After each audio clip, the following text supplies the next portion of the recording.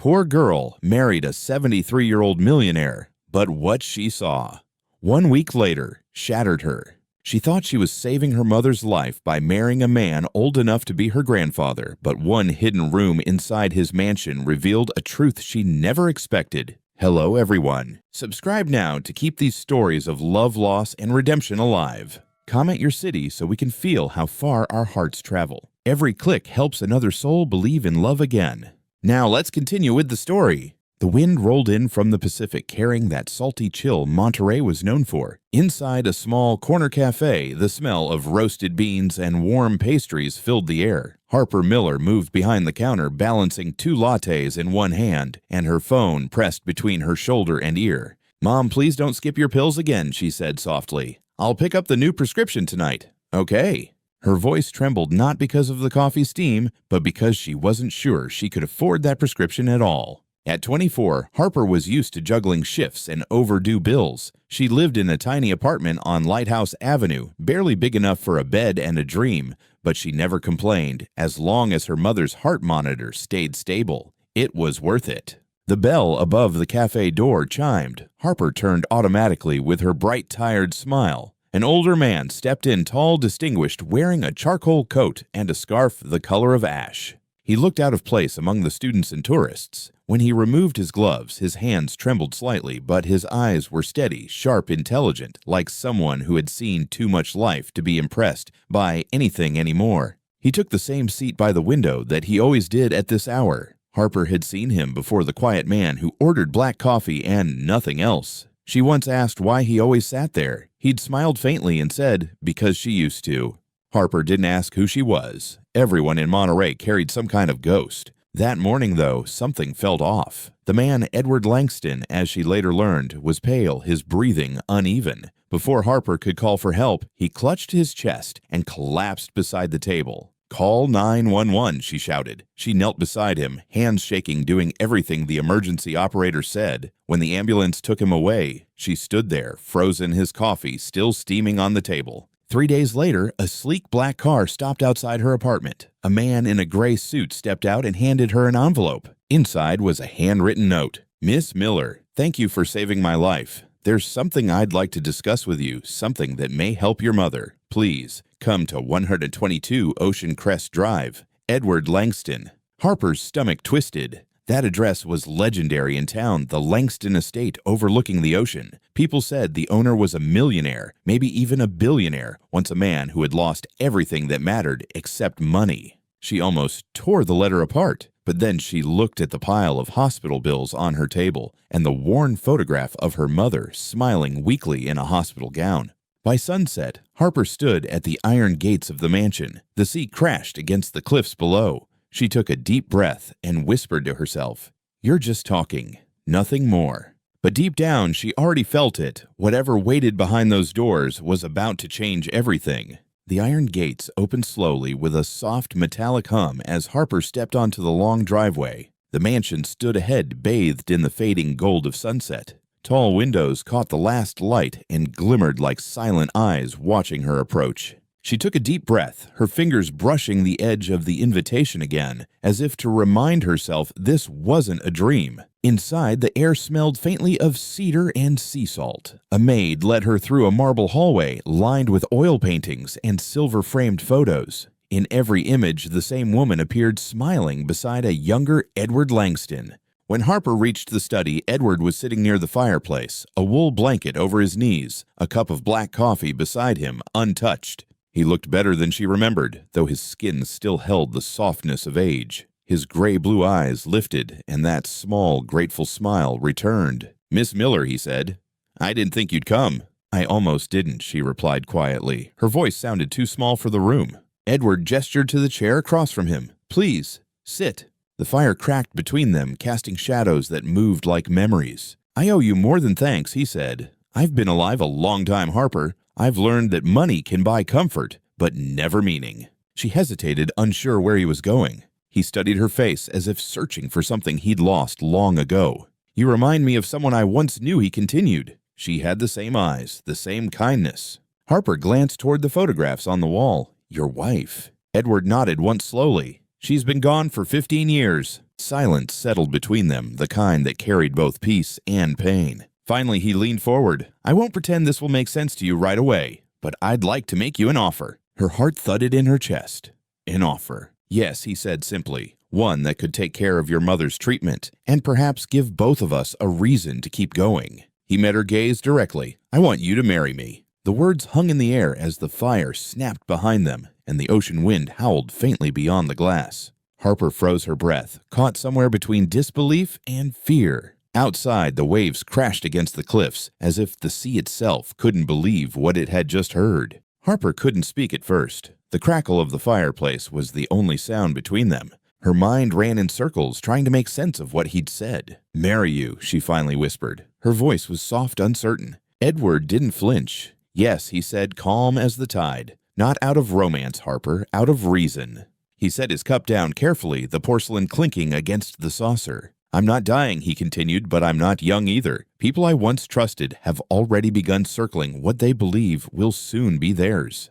He looked toward the window, the reflection of flames dancing across his face. I need someone beside me, someone who doesn't want what I have, someone honest. Harper swallowed hard. Why me? A faint smile touched his lips. Because you didn't ask for anything when you saved my life. She shook her head, trying to find her footing. This is insane. We barely know each other. Then let's start by being honest, he said. Your mother's condition, how much is the hospital asking? Her throat tightened. $38,000. Edward nodded thoughtful. I can have it covered within the week. And in return, you agree to stay married for 1 year. 1 year, she repeated. He nodded. After that, you'll be free. You'll have enough to rebuild your life, and I'll have the peace of mind that my affairs are in order. Harper stood abruptly, the chair legs scraping softly against the floor. You think I can just sell a year of my life? Edward's gaze softened, not insulted, just patient. I think he said gently, you're a woman trying to save the only family she has left. The truth hit like a weight. Tears pricked her eyes, but she blinked them away. I don't want your pity, she said quietly. And I'm not offering it. He handed her a thin folder, a legal document already prepared. Every clause was clear, every number more than she'd ever seen in her life. If you choose this, Edward said, it's not out of desperation. It's out of courage. Harper's hands trembled as she closed the folder. She couldn't read anymore, her vision blurred. Outside, thunder rumbled over the ocean. The sound seemed to echo her heartbeat. She turned toward the door. I need time. Of course, he said. You'll find the car waiting whenever you're ready to go. When she reached the gate, the rain had begun to fall thin at first, then steady drumming softly on the hood of her worn jacket. She stood there for a moment, staring back at the glowing mansion. Somewhere inside that house was a man who lived among ghosts and believed she could help him find peace. Back in her apartment, she sat beside her mother's bed. The heart monitor beeped softly, steady, but weak. Her mother stirred, opening her eyes. You look tired, honey, she whispered. Harper smiled faintly. Just a long day at work. She brushed her mother's hair aside, her fingers trembling as she imagined a world where bills didn't define love. That night, she couldn't sleep. Every time she closed her eyes, she saw Edward's steady gaze, not demanding, not manipulative, just quietly waiting. By dawn, Harper sat by the window watching the fog drift over the bay. Her phone buzzed a reminder for another hospital payment. The amount glowed on the screen like a cruel secret she couldn't hide from. She exhaled shakily and for the first time whispered the thought she'd been avoiding all night. 1 year isn't forever. The wedding had been quiet. No guests, no music, no celebration. Just the ocean, the minister, and two people signing a contract that neither of them fully understood. Harper had worn a simple cream dress borrowed from a thrift store in town. Edward, in his dark suit, looked like time itself had paused just for him. When the vows were done, he didn't kiss her hand or her cheek. He simply said, "Thank you for being here." Now, 2 weeks later, Monterey's early winter had settled in. Fog clung to the cliffs like a secret. Inside the Langston estate, the sound of waves mixed with the low hum of an old record player. Harper was in the kitchen trying to figure out how to use the gas stove. She'd burned 2 batches of eggs and nearly set the pan on fire. When Edward walked in, she froze a spatula in one hand. He raised a brow. "Should I call the fire department?" She laughed nervously. "I was just trying to make breakfast." He took the pan from her, turned off the heat, and shook his head with a faint smile. "You're brave, I'll give you that." Harper crossed her arms, half embarrassed, half amused. Well, brave doesn't mean talented. He poured both of them coffee and handed her a mug. The steam curled up between them like a truce. "Did you always live like this?" she asked. He glanced around the vast, silent kitchen. "Too big for one person, isn't it?" "I guess," she said softly. "Feels like a museum that forgot it used to be a home." Edward looked at her, and for a second the air changed the kind of stillness that made you feel seen. "You're not wrong," he murmured. "After my wife passed, the house became a place to keep her things, not memories." Harper didn't know what to say, so she just sipped her coffee and listened to the waves outside. Later that afternoon, she wandered into the music room, drawn by the faint sound of a record spinning. The song was old Frank Sinatra's "Fly Me to the Moon." Edward sat by the window, a book open in his lap, though his eyes weren't reading. This song, he said without turning, was playing the night I met her. Harper stood quietly, hands folded in front of her. She must have been special. "She was," he said softly. "But grief, it changes how you remember someone." He looked up at her finally. "You ever lost someone?" Harper hesitated. "Not yet," she said, her voice trembling, "but I'm scared I might." Edward studied her, then reached forward and adjusted the record needle. The melody deepened, warm and tender. "You can sit, you know," he said gently. "I don't bite." She laughed lightly and sat across from him. For a moment, neither spoke. The music filled the room like soft sunlight. Then Edward did something unexpected. He held out his hand. "Dance with me, Mrs. Langston." Her heart skipped. Now. Why not? No one's watching. Harper hesitated, then placed her hand in his. His skin was warm, steady, his touch careful, respectful. They moved slowly, barely swaying, to the rhythm, two souls from different worlds finding a shared heartbeat. When the song ended, he let go first, as if afraid to break whatever fragile piece had found them. "Thank you," he said quietly, "for reminding me what music feels like." That night, Harper stood by her window, watching the moonlight ripple on the water. For the first time since she moved into the mansion, she didn't feel like a guest. She whispered to herself, "He's not who I thought he was." And somewhere downstairs, the record kept spinning, long after the song had ended. The week drifted by in quiet rhythm. Every morning, Harper made coffee at sunrise and set a cup across from Edward's chair, even when he wasn't awake yet. They had found a kind of peace, not love, not yet, but something soft enough to make the silence bearable. Edward had begun reading to her at night stories from old poetry books his wife used to collect. His voice, though aged, carried a warmth that filled the cold corners of the mansion. Harper started humming around the halls, something she hadn't done in years. The staff noticed too.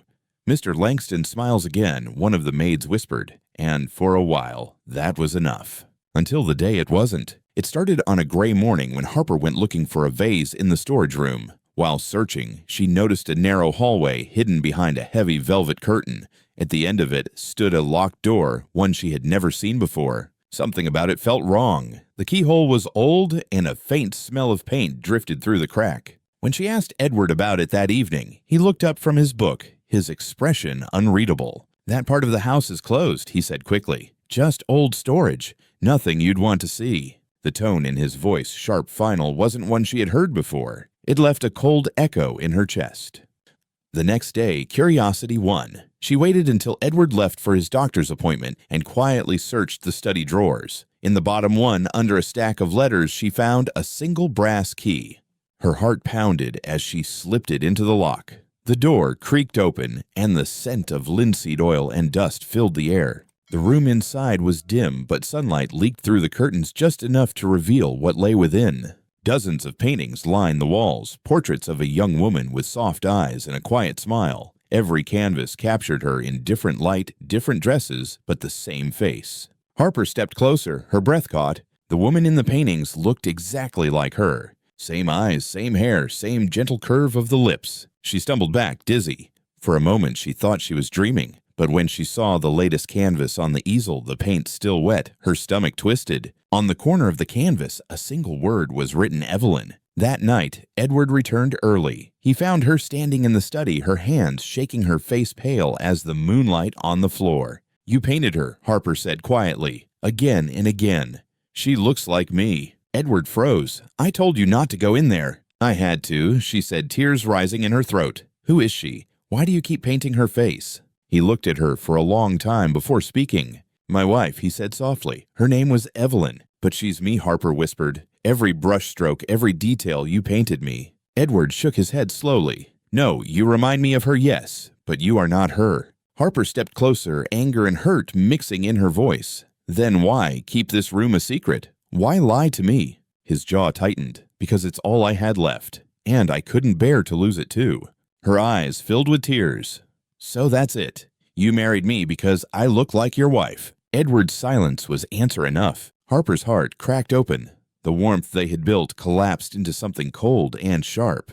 I thought this meant something, she whispered. I thought maybe you saw me. I do see you, Edward said softly, but maybe not the way you wanted. She took a step back, shaking her head. I can't do this. Before he could stop her, she turned and walked out of the room. The echo of her footsteps followed her down the long marble hall, past the paintings, past the memories that weren't hers. Outside, the wind howled off the cliffs, and for the first time, the ocean sounded cruel. That night, Harper packed her bag. She didn't care about the contract, the money, or the promises. She just needed to breathe somewhere that didn't smell like ghosts. But as she reached the front door, a sound stopped her, a heavy thud from upstairs. Then silence. Her chest tightened. Edward, she called out. No answer. She ran up the stairs, her heart pounding, and found him collapsed near the music room, his hand clutching his chest. The record player was still spinning, but the song had already ended. Rain hammered against the windows as the ambulance lights painted red streaks across the walls. Harper stood frozen by the stairs, her hands trembling as the paramedics lifted Edward onto the stretcher. He's stable, one of them said quickly.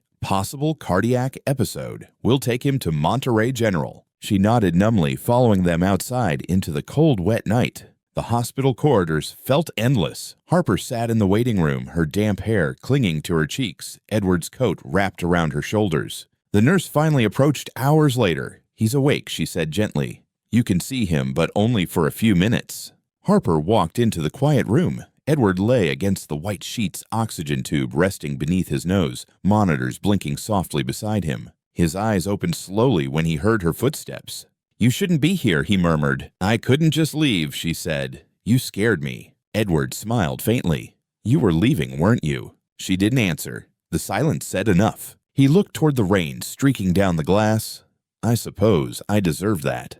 Harper swallowed hard, her voice breaking. I went into that room because I felt like a stranger in my own house. I just wanted to understand you. Edward's eyes softened. I know. He hesitated, then added quietly, I never meant to hurt you, Harper. He was discharged 3 days later, but the mansion felt heavier when they returned. Harper stayed not because of duty, but because walking away felt cruel while he was still so fragile. She spent her mornings cleaning the rooms and her evenings reading beside his chair. He rarely spoke, his energy fading with each passing day. One afternoon, while dusting the secret room, she found a small wooden box on the shelf, one she hadn't noticed before. Inside were letters, each folded neatly and tied with a faded blue ribbon. Every envelope was addressed to the same name, Evelyn Langston. She sat on the floor and began to read. My dearest Evelyn, if I could trade all I own for one more day of your laughter, I would. I paint your face not to remember you, but to remember myself.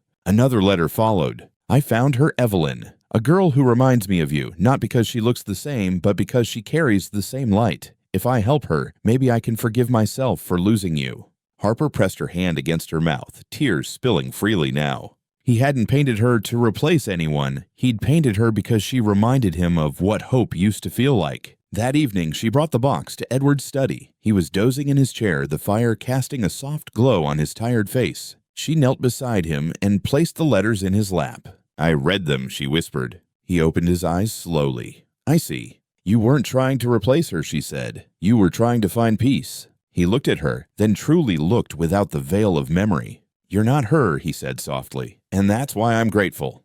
Harper smiled through her tears. You found me, Edward, but maybe I found you too. He reached for her hand, his grip weak but steady. For years, this house was just a monument to regret, he murmured. You made it a home again. She squeezed his hand gently. Then let's start living in it. That night, Harper brewed tea and sat beside him as the record player hummed softly in the corner. Sinatra's voice filled the room low and warm. Outside, the storm had passed. The ocean was calm again. For the first time since she arrived, the Langston estate felt alive. And in the soft flicker of firelight, Harper realized something simple yet profound. She wasn't saving Edward anymore. They were saving each other. Morning light spilled across the living room, painting soft gold over the sea-facing windows. Edward was getting stronger each day, but he still moved slowly, leaning on his cane as Harper helped him to the porch. "You don't have to do this every morning," he said, his voice still rough from the hospital. "Yes, I do," Harper replied with a teasing smile. "The doctor said you need sunlight and coffee, preferably both."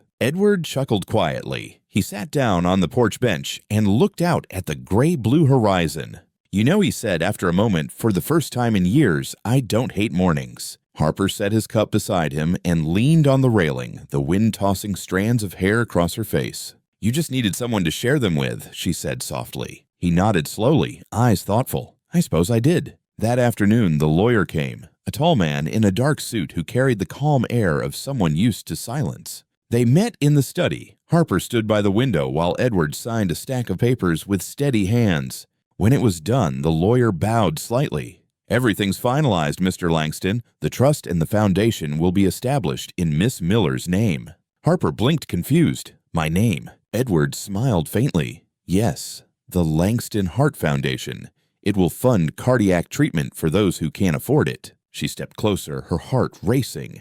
"You're giving that much away." He shrugged lightly. "Money's meant to move, not rot." Besides, he added with a faint grin, "I'm rather fond of the name." Harper didn't know whether to laugh or cry. "You didn't have to do that, Edward." "I know," he said simply. "That's why it matters." Later, they walked along the cliffs together. The wind was brisk, the kind that carried both cold and clarity. "I never thought I'd find peace again," he said quietly. "I spent so many years living in the past." Harper looked at him, her eyes warm. "Maybe peace isn't found," she said softly. "Maybe it's given." He smiled, and for a brief moment his gaze held that youthful spark again. When they reached the edge of the cliff, Edward stopped. "I want you to promise me something," he said. "What?"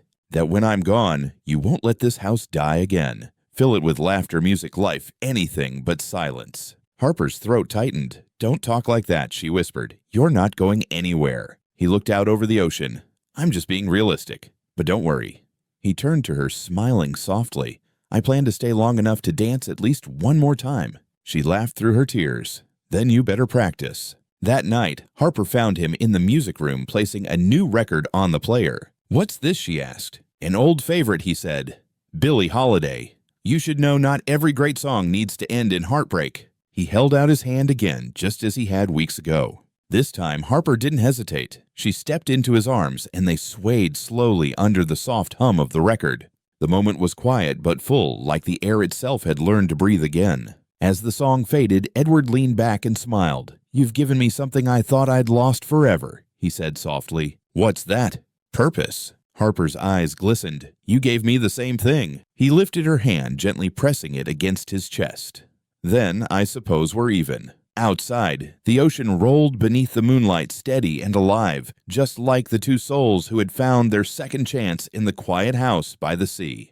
The mornings had turned softer. The air smelled of salt and blooming jasmine, and the waves outside the Langston estate sounded less like thunder, more like breathing. Edward's health had stabilized for a while. He moved slower, but there was light in his eyes again, a calm, quiet glow Harper had never seen before. They spent their days tending to small joys, watering the roses, feeding the seagulls that gathered near the cliffs, and listening to old records in the evenings. Life had settled into something gentle, something real, until the day the coughing began again. It started lightly, like a stray sound in the middle of a song, but by the third day, Harper could hear the struggle in his breath. "Maybe we should go back to the hospital," she urged. Edward waved it off with a tired smile. "Harper, I've had enough of white walls and machines. Let me stay here, where I can still see the sea." She wanted to argue, but one look in his eyes silenced her. That evening, she made soup and sat beside him on the porch. He sipped slowly, the setting sun turning everything gold. "You ever think about forever?" he asked suddenly. Harper glanced at him. "I try not to. It's too big to hold." He chuckled softly, spoken like someone who understands it already. She smiled faintly. "Forever doesn't mean endless time, Edward. It just means moments that never stop mattering." He nodded, his gaze drifting toward the horizon. "That's exactly what I was hoping you'd say." Later that night, Harper heard the faint crackle of the record player again. She walked into the music room and found Edward standing there, frail but dignified, placing a record on the turntable. "Couldn't sleep?" she asked gently. He smiled. "I wanted to hear one more song before the night ends." The music began Sinatra again, "Fly Me to the Moon," their song. Edward extended his hand toward her. "Dance with me, Mrs. Langston." Her eyes filled instantly. "Don't you think you should rest?" He shook his head. "Rest can wait. The music won't." She stepped forward and took his hand. They moved slowly, the melody weaving around them like a memory reborn. His hand trembled in hers, his breath shallow, but his eyes were alive. "Do you regret it?" she whispered. He looked at her, smiling through the fatigue. Not a single second. When the song ended, Edward rested his forehead gently against hers. "Harper," he murmured, "I love you." She couldn't speak. Tears streamed freely down her cheeks. He cupped her face thumb, brushing away a tear. "You made me remember what it feels like to be human." Then, almost imperceptibly, his body leaned heavier against her. "Edward," he didn't answer. The record kept spinning, the needle hissing softly in the silence. Harper held him close, her heartbeat wild against his still chest. Outside, the last light of sunset painted the ocean in shades of fire and rose. The sky looked alive, as if even nature refused to say goodbye. She whispered through her tears, "I'll keep the music playing, I promise." Later, she sat by the open window, watching the stars rise above the dark sea. The record still turned slowly in the corner, and for a fleeting second she swore she could hear his voice in the rhythm of the waves. The man she married to save her mother had left her something no one else ever could prove, that love, even borrowed for a short time, could last forever. A full year had passed since that night. The sea outside the Langston estate was calmer now, the waves slower, softer, as if time itself had learned to breathe again. Harper still lived there, though the mansion no longer felt haunted. It felt alive. The Langston Hart Foundation had opened 6 months ago. Every week she drove into town, meeting families who reminded her of who she once was, scared, desperate, holding on to hope. Edward's name was on every plaque, his story whispered in every heart that found healing there. Sometimes when she walked through the clinic halls, people would ask, "Were you his wife?" She always smiled softly and said yes, for a little while. That morning, Harper stood on the mansion's balcony, coffee in hand, watching the horizon catch fire with sunrise. A soft breeze carried the scent of roses, the same ones Edward had planted decades ago. She talked to him sometimes not out loud, but in the quiet way you speak to memory. "I kept my promise," she whispered. "The house isn't silent anymore." Behind her, the living room glowed with morning light. The record player still sat in its old corner, its wooden frame polished and repaired. Every Sunday, Harper played Sinatra, the same song they had danced to.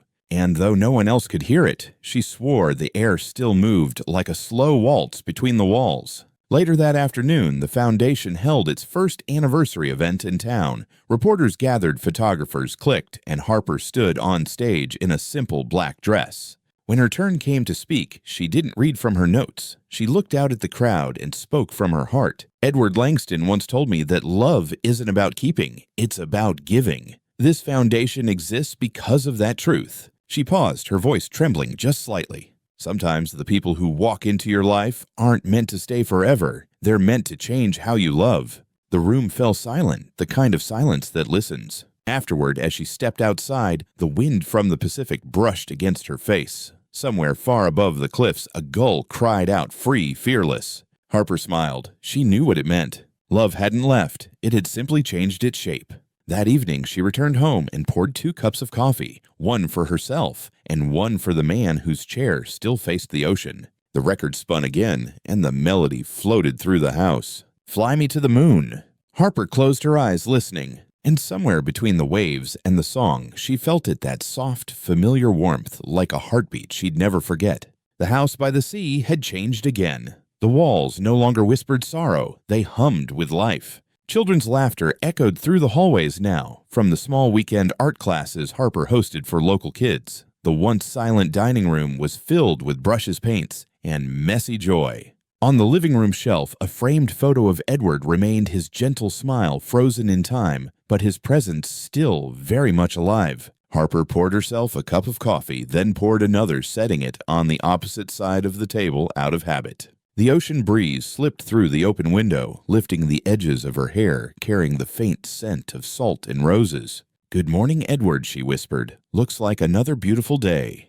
That afternoon, she walked down to the cliffs. The wind was strong, the sky the same deep blue Edward used to love. She carried a small silver locket in her palm. Inside was a piece of paper with 5 simple words. "Thank you for finding me." She opened her hand and let the wind take it, watching as it disappeared into the wide, bright air. The sea roared below, wild and endless, but she didn't feel small, she felt infinite. That evening, Harper returned home and lit the fireplace as the sky turned gold. The old record player still sat by the window, its grooves worn but faithful. She placed a record on the turntable, Sinatra Fly Me to the Moon. The first notes crackled softly, and the sound filled the room like memory returning. Harper sank into Edward's old armchair, a peaceful smile spreading across her face. "You were right," she whispered. "Love doesn't need forever, just the right moments."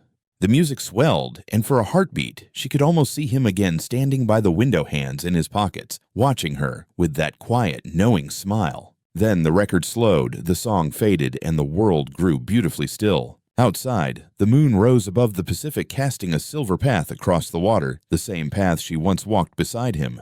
Harper closed her eyes and breathed in the night air. Her heart no longer ached. It remembered. And so, the poor girl who once married a 73-year-old millionaire didn't find a fairy tale. She found something rarer, a love that healed, that taught her how to give and how to let go. Because some stories don't end with forever, they end with thank you. If this story touched your heart, please subscribe and join our channel for more timeless stories about love loss and the kind of hope that lingers long after the music stops.